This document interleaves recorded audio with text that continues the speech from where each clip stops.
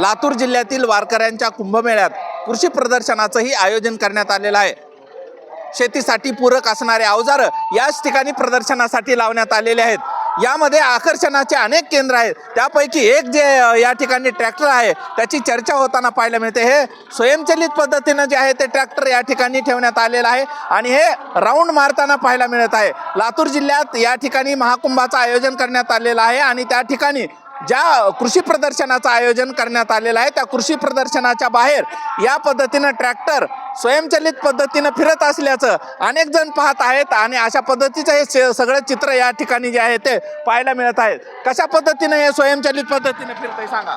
हे power steering आहे, power steering मध्ये फिरतोय। बर त्याला काही घी नाही, रिमोट हा पुटाची पुढे रिमोट तर नाही, हा विदाउट रिमोट फिरतोय। हा बरं कशासाठी इथं आलात तुम्ही? हे प्रदर्शन डेमो आहे, डेमो देण्यासाठी। डेमो देण्यासाठी आलात का? किती दिवस झाला आणि कसा प्रतिसाद आहे इथं लोकांचा? चांगला आहे प्रदर्शन, चांगला भेट।